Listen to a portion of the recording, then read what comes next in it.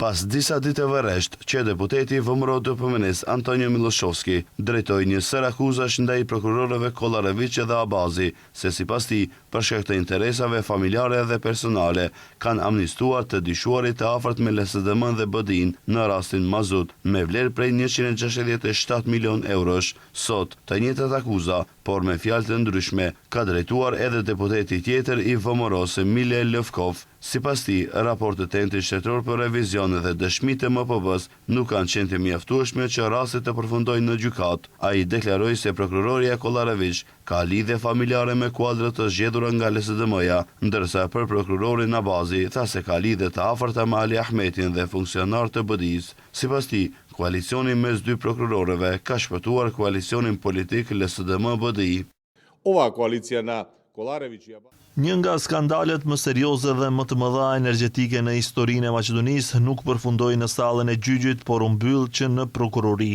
A ka motive financiare për shkak të cilave Kollarevic dhe Abazi heshtin dhe a është kjo arsyeja se pse e ndalën procedurën?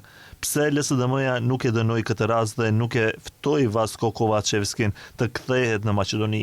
Pse Këshilli i Prokurorëve Publik hesht dhe nuk heton nëse janë respektuar të gjitha procedurat në këtë rast më të madh financiar në sektorin e energjetikës?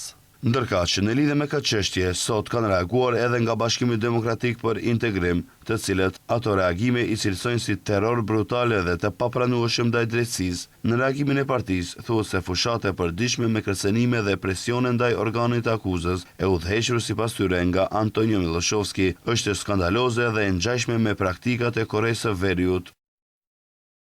Në vend që të tregojmë guxim, të vendosen mbi situatën dhe të pranojnë vendimet juridike, ata luajnë rolin e temu prokurorëve, ndonëse nuk e kanë lexuar as raportin e Entit Shtetror të Revizionit e as vendimin e prokurorisë.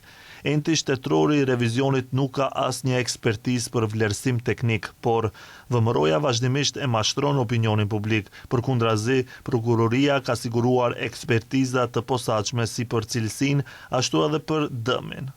Nga BDI akuzoi Miloshovskin për retorik antishqiptare dhe ndërhyrje në procese gjyqësore, duke theksuar se ai nuk ka kredibilitet moral, politik dhe juridik për të folur për drejtësi. Sipas partisë, ai ka shpëtuar nga përgjegjësia fal ndryshimeve në kodin penal. BDI njofton se për këtë, siç e quan, presion politik të paprecedent ndaj drejtësisë, tashmë janë informuar opinioni vendor dhe ndërkombëtar, ambasadat dhe organizatat relevante.